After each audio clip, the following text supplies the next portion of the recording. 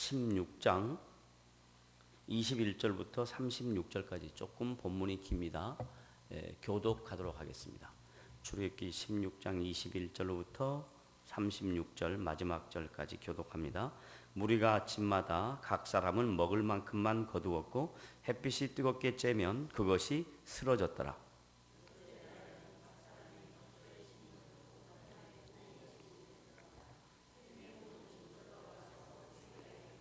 모세가 그들에게 이르되 여호와께서 이같이 말씀하셨느니라. 내일은 휴일이니 여호와께서 거룩한 안식일이라. 너희가 구울 것은 굽고 삶을 것은 삶고 그 나머지는 다 너희를 위하여 아침까지 간수하라.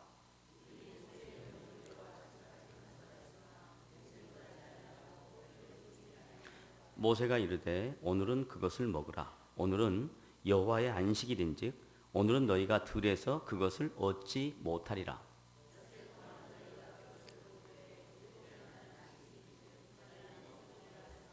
일곱째 날에 백성 중 어떤 사람들이 거두러 나갔다가 얻지 못하니라.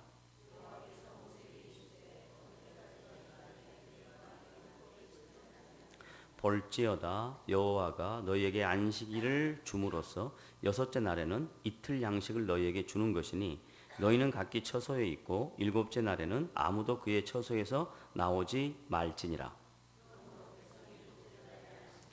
이스라엘 족속이 그 이름을 만나라 하였으며 가시같이 희고 맛은 꿀 섞은 과자 같았더라.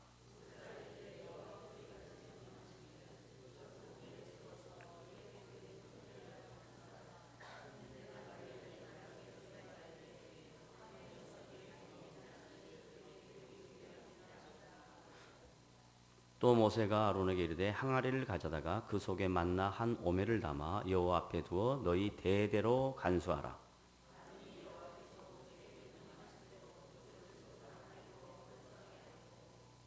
사람이 사는 동안에 사는 땅에 이르기까지 이스라엘 자손이 40년 동안 만나를 먹었으니 곧 가나안 땅 접경에 이르기까지 그들이 만나를 먹었더라. 아멘. 오늘은 출애굽기 16장 21절부터 36절 말씀을 생각하는데 21절부터 30절까지 한 묶음 하나의 내용, 그 다음에 31절로부터 36절까지 하나의 내용, 크게 두 부분을 나누어서 생각하도록 하겠습니다. 첫째는 21절부터 30절까지 보면 안식이라는 단어가 많이 나옵니다.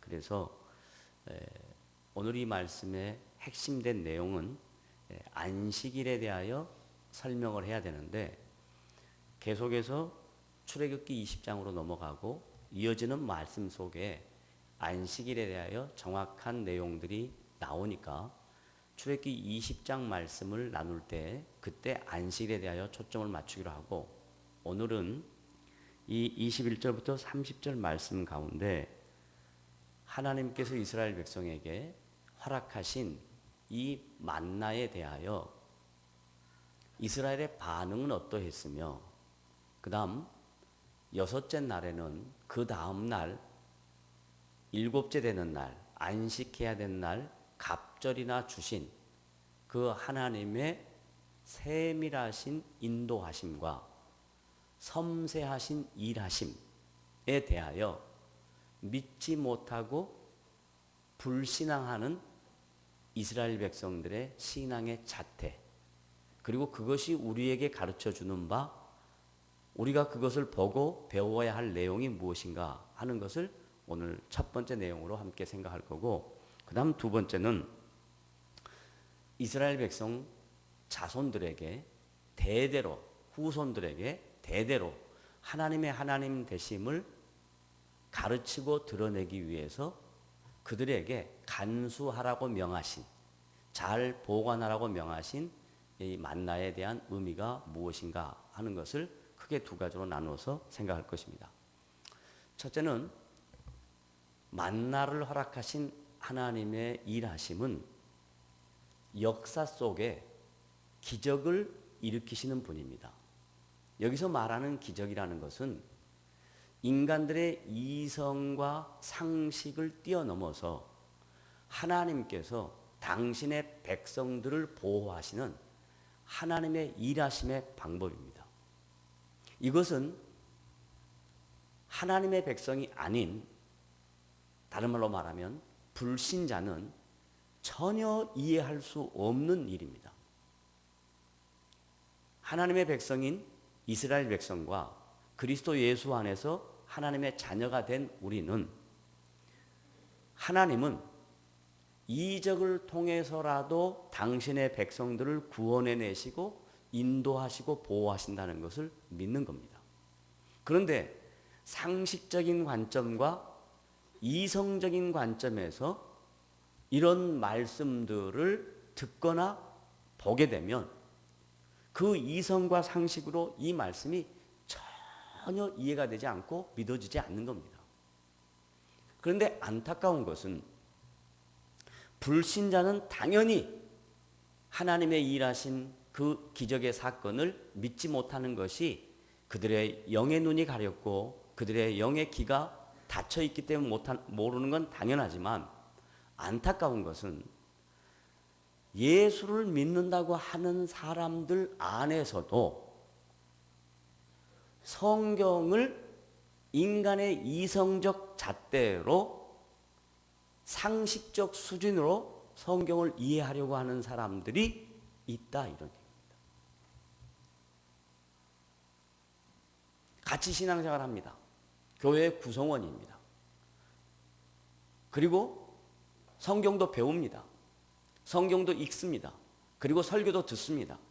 그런데 기록된 이 말씀을 말씀대로 믿지 못하고 받지 못하고, 그리고 이 말씀을 살아계신 하나님의 하나님 되심으로 인정하지 못하는 그런 그리스도인들이 우리 주변에 있을 수 있다라는 얘기예요. 그럼 왜 그런가? 다른 거 아닙니다. 하나님을 자기 기준에서 이해하는 겁니다. 신앙생활하는 많은 성도들이 실수할 수 있고 잘못할 수 있는, 신앙의 오류 안에 빠질 수 있는 가장 큰 속임수나 가장 잘못된 길로 갈 수 있는 방법은, 특징은 하나님을 자기 기준으로 이해하는 겁니다. 자기 기준으로. 하나님은 우리의 기준으로 이해될 수 없는 분이며, 하나님은 자기 자신을 드러내실 때 다른 걸로 드러내시지 않고 말씀, 기록된 말씀으로 하나님 자기 자신을 드러내셨습니다. 오늘 그 말씀은 하나님이 모세에게 아주 상세하게, 세밀하게, 얼마나 치밀하게 간섭하냐면, 이스라엘 백성들이 애굽에서 종살이하고 있다가 이제 하나님이 구원 역사를 일으키셔서 하나님이 준비하신 지도자 모세를 통하여 하나님이 지시하는 땅 가나안 땅에 가기까지 40년 광야 생활하는 그 초창기, 이제 한 달 갓 남짓된 그 백성들에게 하나님이 날마다 이적을 보여주십니다. 그 이적은 기적이다 이 이야기가 아니라, 내가 너희들과 늘 동행하는데 동행하는 방법이 너희들의 상식과 이성을 뛰어넘는 방법으로 내가 너희들과 함께한다, 이런 얘기입니다. 그렇다면 그 하나님이 지금 우리가 살고 있는 이 시대에도 동일한 하나님이라면, 여러분이 알고 있는 나 나름대로의 가치관, 기준, 인생의 경험, 지식, 이런 걸로 하나님을 프레임 시키지 말고 계시된 말씀 그대로, 기록된 말씀 그대로 이스라엘 백성들에게 하나님께서 놀라운 방법으로 함께 하시고 그들을 보호하신 것처럼, 그 하나님은 예수 그리스도를 통해서 나를 사랑하셔서 나를 구원하시고 나에게 찾아와서 주인 되겠다고 하시고 그리고 내 인생에 동행하겠다 하신 그 하나님은 동일한 이적이 아니지만 오늘 내가 살아가는 삶 자체가 하나님의 함께 하심의 이적의 삶이라는 것을 여러분으로 하여금 알게 하기 위해서 이 말씀이 있다는 겁니다. 그러니까 이적이 있어서 이적이 아니라 내가 오늘 살아가고 있는 모든 삶 자체가 하나님의 이적이라 이 말이에요. 따라해 보세요. 내 삶이 하나님의 뭐다? 이적이다. 내 삶이 하나님의 이적이에요. 무슨 특별한 일이 일어나서가 아니라 오늘 내가 어떤 상황 속에 있든지 간에 하나님이 이스라엘 백성들에게 놀라운 방법으로 함께 하셨던 것처럼 오늘도 성령으로 우리 안에 함께 하신다. 그런데 6일 동안 만나가 내렸습니다. 그 전에 이미 이스라엘 백성들이 모세를 통해서 만나를 일용할 양식, 오늘 먹을 것만 취하라고 했는데 그러지 않고 더 많은 것을 취했습니다. 우리가 그 전에 봤잖아요. 하나님의 말씀에 대하여 이성적 판단을 하는 겁니다. 내일 안 내려오면 어떻게 하지? 그리고 내일 만에 달라지면 어떻게 하지? 그런 생각으로 취해놨는데 그것이 다 우리가 지난 시간에 배웠듯이 다 썩어서 무용했던 겁니다. 가치가 없던 것입니다. 그런데 여섯째 날에는 하나님께서 그 다음 날 너희들이 휴식하고 여호와께 거룩한 날이라고 한 그 다음 날에는 이틀분의 양식을 준비하라고 말씀합니다. 다른 말로 말하면 세밀한 부분까지 하나님이 하나님의 백성들의 삶 속에 역사하는 거예요. 세밀한 부분까지. 그래서 이 만나가 이것이 무엇이냐라는 의미를 갖고 있는 것처럼 도대체 그들이 이해가 안 되는 거예요. 근데 이걸 요리까지 하잖아요. 어떻게 요리가? 레시피가 나와요. 레시피가. 뭐라고 레시피가 나와요? 굽기도 하고 삶기도 하고 레시피가 나와요. 이렇게 구체적인 부분까지 하나님 말씀하십니다. 그런데도 불구하고 그 중에 이성적이다라고 생각하는 사람, 그 중에 똑똑하다고 생각하는 사람, 그 중에 상식적이다고 생각하는 사람, 그 사람들이 어떻게 하냐? 말씀을 순종하지는 않습니다. 그게 오늘 본문에 다 같이 한번 볼까요? 25절, 22절, 24절부터 보죠. 다 같이 시작. 그들이 모세의 명령대로 아침까지 간수하였으나 냄새도 나지 아니하고 벌레도 생기지 아니하니라. 말씀 다 드렸잖아요. 25절 시작. 모세가 이르되 오늘은 그것을 먹으라. 오늘이 뭐죠? 안식일입니다. 오늘은 여호와의 안식일인즉 오늘은 너희가 들에서 그것을 얻지 못하리라. 분명히 말씀했어요. 그런데 26절, 27절 시작. 엿새 동안은 너희가 그것을 거두되 일곱째 날은 안식일인즉 그날에는 없으리라 하였으나 일곱째 날에 백성 중 어떤 사람들이 거두러 나갔다가 얻지 못하니라. 이렇게 매일매일 삶 속에서 계속해서 하나님의 세밀하신 인도하심과 보호하심을 보고 느끼고 아는데도 불구하고 그 중에 일부는 그걸 믿는다 못 믿는다? 못 믿는다 이 말이에요. 그럼 이걸 간단하게 정리하면 동일한 상황과 사건이 나타났는데 어떤 사람은 하나님께서 이렇게 세밀하게 간섭하시구나 이렇게 반응한 사람이 있고 어떤 사람은 자기 이성과 자기의 기준과 판단으로 아니야 그런 사람이 있다 없다? 있다 없다? 있다 이 말이에요. 있다 이 말이에요. 이게 이스라엘 백성들의 삶만이 아니라 이 말입니다. 만약에 이게 이스라엘 백성의 역사 속에 있었다면 성경에 기록할 필요가 없죠.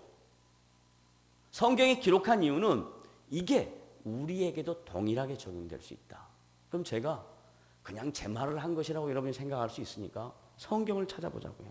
자, 신약 성경으로 갑니다. 고린도전서 10장.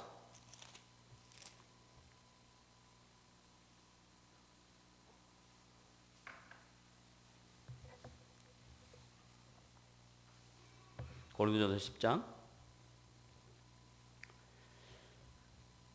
10장 전체의 주제는 우상 숭배하는 일을 피하라라는 겁니다. 다른 말로 말하면 하나님 외에 다른 것을 기대하지 말라라는 겁니다. 10절로 갑니다. 다 같이 시작. 그들 가운데 어떤 사람들이 누구를 원망하다가 하나님을 원망하다가 멸망시키는 자에게 멸망하였나니 너희는 그들과 같이 원망하지 말라. 너희는 누구고 그들은 누구예요? 너희는 누구예요? 고린도 교회. 그 다음에 그들은 누구예요? 광야에 있었던 이스라엘 백성. 그들과 같이 뭐 하지 말라? 원망하지 말라. 다른 말로 말하면 일곱째 날에는 나가서 음식을 찾지 말라고 분명히 여호와께서 모세를 통하여 구체적으로 설명했는데도 불구하고 그걸 믿지 못하고 나가서 원망하는 겁니다.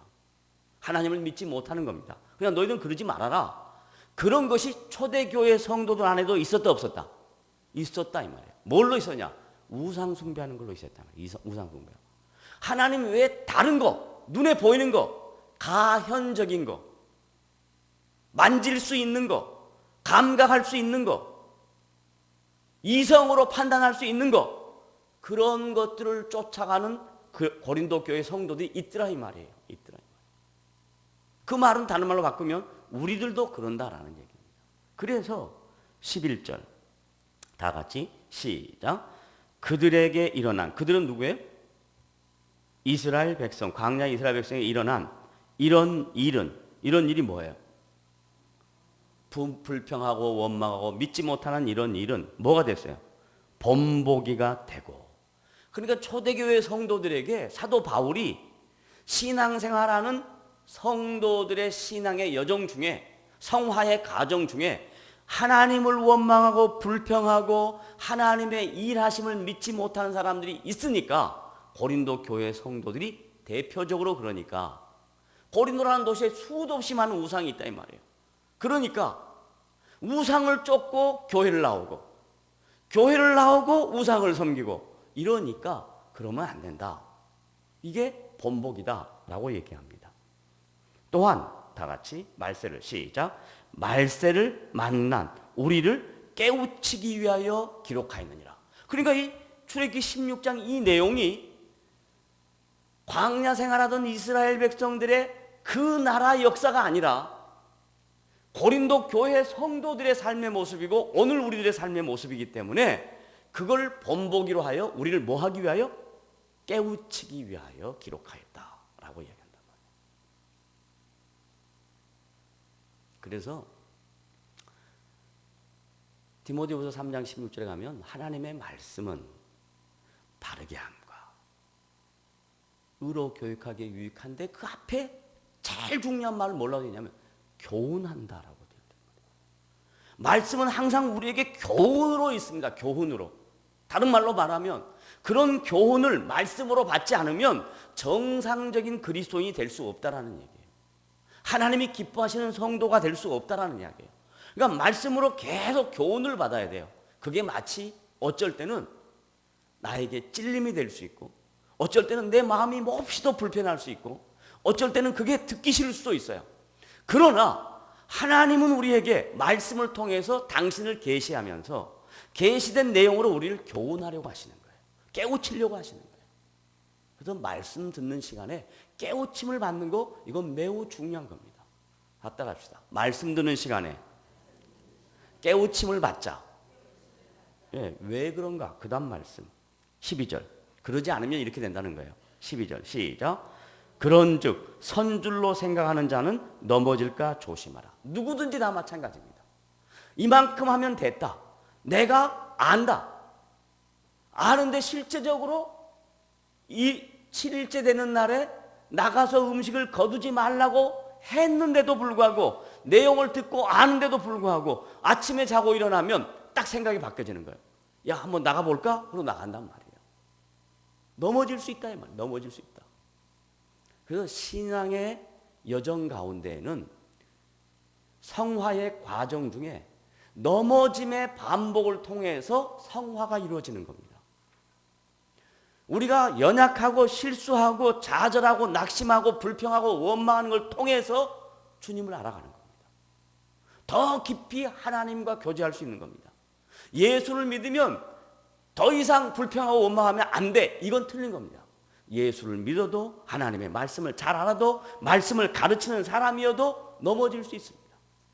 낙심할 수 있습니다. 좌절할 수 있습니다. 그런데 말씀을 통해서 다시 깨우침을 받습니다. 아, 그렇구나. 다시 이렇게 해야 되겠구나. 이런 각오가 생기는 겁니다. 이걸 성도의 신앙의 성화의 과정이다. 주님을 알아가는 거다라고 이야기해요. 그러면서 13절에 제가 제일 좋아하는 본문 중에 하나입니다. 왜냐하면 10월 13일이 저 생일이거든요. 그래서 10월 13일 고린도전서 10장 13절. 로마서 10장 13절도 굉장히 좋아요. 고린도전서 10장 13절 다 같이 시작. 사람이 감당할 시험 밖에는 너희가 당한 것이 없나니 오직 하나님은 미쁘사 너희가 감당하지 못할 시험 당함을 허락지 아니하시고. 이 말이 뭔 말이냐면요. 이 말이 뭔 말이냐면 요 말 하나만 딱 생각하면 어떻게 생각하냐면 하나님이 내 수준을 아시고 내 수준만큼 하나님이 일하신다. 이렇게 생각할 수 있어요. 그런데 앞에 있는 말하고 쭉 연결해서 보면 우리가 이미 깨우쳐진 말씀, 본보기로 준 말씀, 그걸 가지고 그 말씀의 힘으로 감당할 수 있는 힘을, 대적할 수 있는 능력을 스스로 만들어내야 된다라는 얘기입니다. 말씀으로. 그래도 안 될 때, 그 다음 말씀이에요. 다 같이 시작. 시험 당할 즈음에 우리가 연약함이 있으니까 그 다음에 또한 피할 길을 내사 너희로 능히 감당하게 하십니다. 그러니까 궁극적으로 하나님이 우리의 신앙의 여정을 이끌어갈 때 절대 실패한 인생은 만들지 않습니다. 좌절하고 넘어지고 쓰러지고 회의하고 그런 과정이 있어도 절대로 그 과정에 두지 않습니다. 거기서 다시 이렇게 세우십니다. 다시 이렇게 세웁니다. 그런데 전제가 있습니다. 어떨 때 이렇게 세우시냐? 14절 시작. 그런즉 내 사랑하는 자들아 우상 숭배하는 일을 피해라. 다른 말로 말하면 광야 이스라엘 백성으로 말하면 하나님을 원망하거나 하나님이 행하시는 일을 이성으로 판단하거나 자기 상식으로 접근하거나 하지 마라. 또 다른 말로 고린도 교회 성도들에게 하나님 외에 눈에 보이는 세상적인 힘을 갖고 있다는 여러 신들 우상 숭배하는 일에서 피해라. 하나님만 붙잡아라. 그러면 하나님이 책임진다 라는 얘기입니다. 이게 출애굽기 16장 21절부터 30절까지 여섯째 날까지는 하나님이 만나를 내시고 일곱째 날에는 만나를 내리지 않는데 그날은 휴일이고 여호와께 거룩한 날인데 안식일인데 이 안식일에 대한 것은 나중에 하기로 이야기했고 그렇게 하나님이 세밀하게 간섭하셔서 말씀했는데도 불구하고 그 말씀을 믿지 않는 사람들이 있더라 없더라? 있더라. 그게 오늘 포인트였습니다. 그 다음에 두 번째 포인트는 31절부터 36절까지 내용인데요. 이 내용은 이 역사적 사건을 하나님이 행하시는 기적을 광야 생활하고 있었던 당대의 백성들에게만 국한시키지 않았다는 얘기입니다. 다른 말로 바꾸면 만나는 가나안 땅에 들어가면 그쳤습니다. 그런데 인생은 인간의 본질은 어려울 때는 하나님을 찾는데 그 어려움을 지나고 나면 하나님을 찾지 않더라라는 거예요. 이게 성경에서 계속 인간에 대하여 설명하는 겁니다.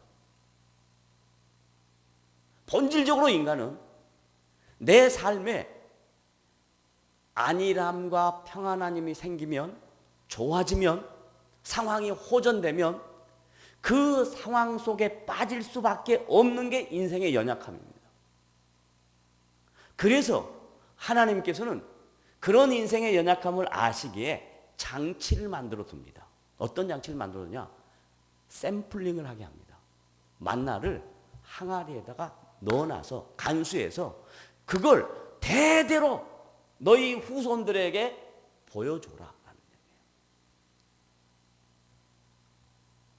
신앙생활이라는 것은 얼마나 역동성을 갖고 있는 살아있는 생물체와 같습니다.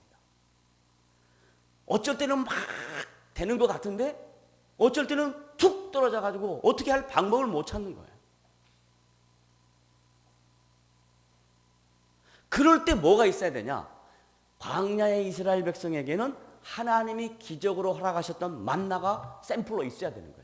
야, 이거 봐라, 이거 하나님이 이렇게 너희들을 먹이고 입히고 우리 선조들 이렇게 도우셨다 하고 모델링, 샘플링이 있어야 되는 거예요.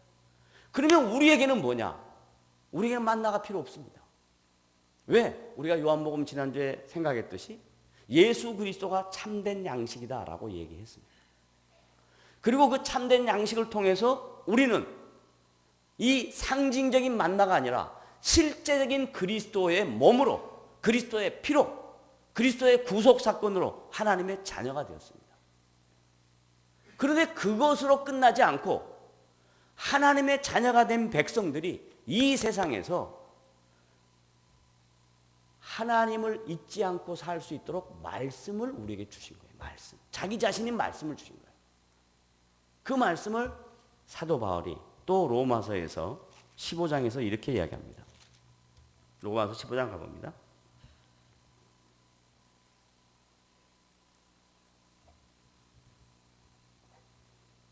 (15장) 4절부터 봅니다.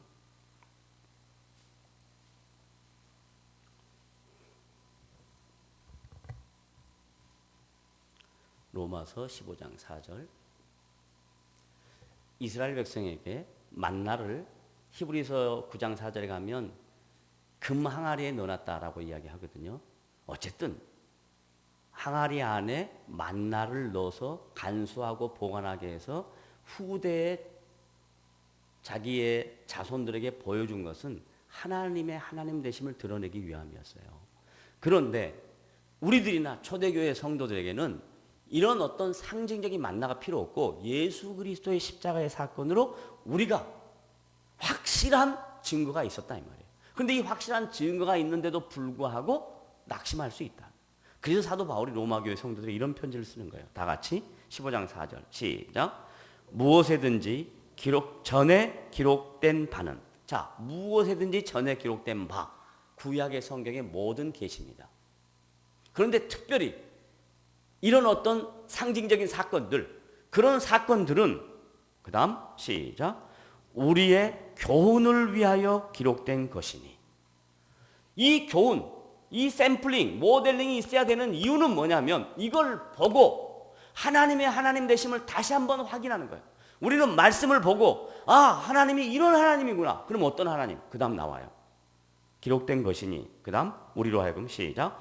우리로 하여금 인내로 또는 성경의 위로로 소망을 가지게 함이니라.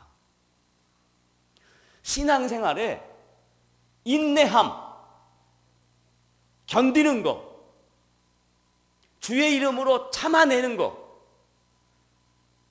이것만큼 어려운 일이 없다 이 말이에요. 그런데 이걸 하면 우리 안에 이 세상의 소망이 아니라 영원한 나라에 대한 소망이 점점 커간다 이 말이에요. 근데 인내를 해보지 않으면, 참아보지 못하면 하늘나라에 대한 소망이 없다 이 말이에요. 왜?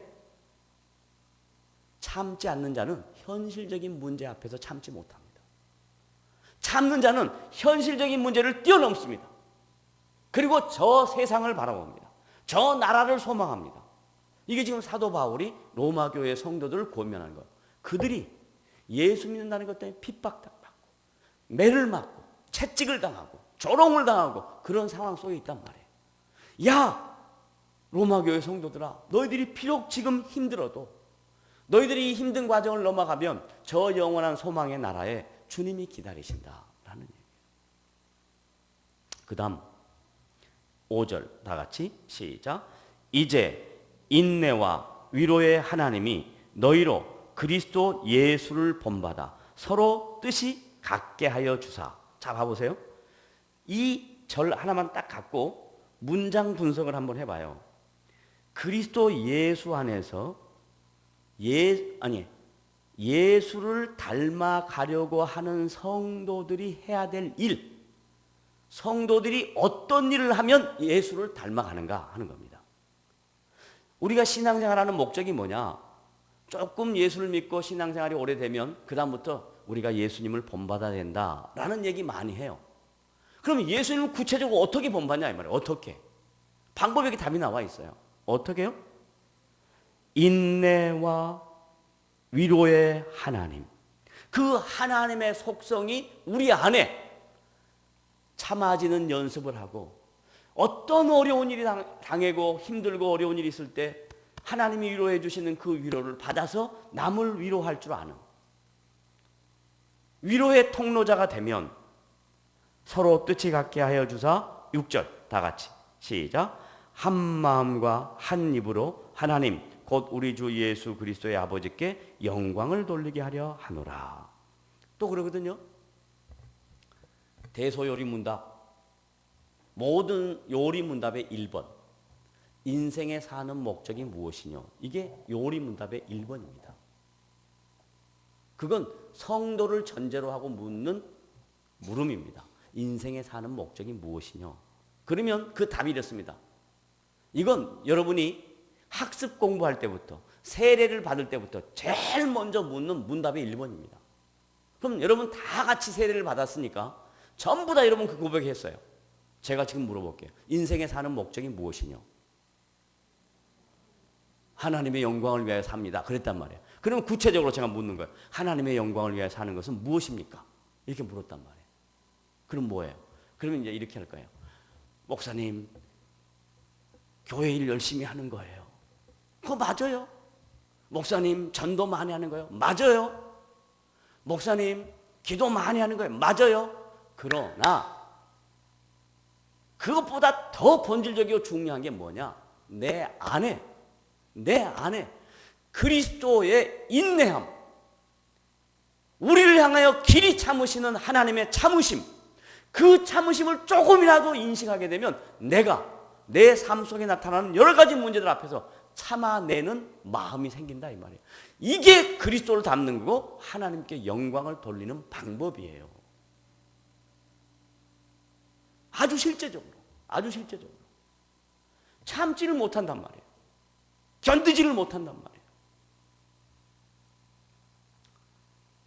참는다는 것이 그만큼 어려운 것입니다. 그러나 내가 참는 것이 참을인자 3번을 쓰는 것이 참는 게 아니라 내 안에 그리스도가 살아있어서 참아내는 거예요. 그리스도 때문에 다시 한번 또 생각하는 거예요. 그리스도 때문에 다시 한번 내가 견뎌보는 거예요.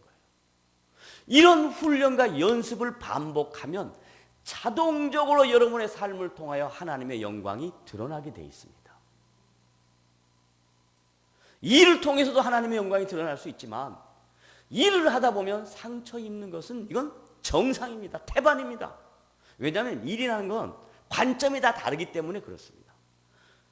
여러분이 가장 가까운 부부도 어떤 문제가 생기면 틀려요? 같아요? 틀려요. 우리 이재숙 권사님이 제일 잘 알아. 틀려요. 부부도 틀린데 어떻게 성도가 어떤 일을 이루는데 아 그래 맞아요. 당신 말이 맞아요. 그래 그렇게 합시다. 그럴 사람이 어디 있냔 말이에요. 틀릴 수밖에 없어요. 그런데 이 틀리는 과정 중에 자기가 죽는 거야. 자기가 희생하는 거야. 자기가 바보가 되는 거야. 자기가 손가락질을 당하는 거예요. 우리 주님이 왜 로마 병적에게 손가락질을 당하고 침 뱉음을 당하고 매를 맞고 왜 십자가에 끌려갔냐 이 말이에요. 하나님의 아들이신데 예수를 믿는다는 건 예수님을 본받는다는 거라면서요. 여호와께 영광을 돌리는 것이라며요. 하나님께 영광을 돌리는 일은 여기 말씀대로 인내와 그 위로의 하나님이 우리를 위로하실 때 그 위로를 나만 갖지 말고 위로를 나누는 것입니다. 이럴 때 주의 나라가 드러나고 하나님의 영광이 드러나고 그리고 하나님이 기뻐하시는 그런 일들이 우리 안에 풍성한 열매로 드러나게 된다 이 말입니다. 그러므로 저와 여러분은 오늘 출애굽기 16장 말씀을 보면서 첫째, 불신앙의 요소는 어디서부터 오느냐? 상식과 이성에서부터 온다는 거예요. 하나님이 분명히 말씀하셨어요. 여섯째 된 날까지 내가 지킨다. 그리고 여섯째 날은 갑절로 준다. 그러면 그게 상식으로 이해가 안 된단 말이에요. 이성으로 이해가 안 된단 말이에요. 그런데 일곱째 된 날에 상식과 이성을 강조하는 사람은 나간단 말이에요. 그런데 상식과 이성을 인정하지 않는 사람은, 믿음을 갖고 있는 사람은 가만히 앉아 있는 거예요. 가만히. 이게 여러분 각자가 선택해야 될 문제입니다. 그 다음 두 번째, 조상, 그 다음에 후손 대대로 간수하게 하는 것, 모델링이 되게 하는 것, 샘플링이 되게 하는 것. 왜? 우리를 교훈하기 위해서. 이 인생이 그렇게 대단한 인생이 아니라는 거예요. 신앙의 모습이 그렇게 대단한 게 아니란 말이에요. 언제든지 넘어질 수 있다는 거예요. 그러니까 선즉 넘어질까 조심하라. 그럴 때도 하나님이 우리를 지켜주셔서 피할 길을 주신다. 하나님을 신뢰하자.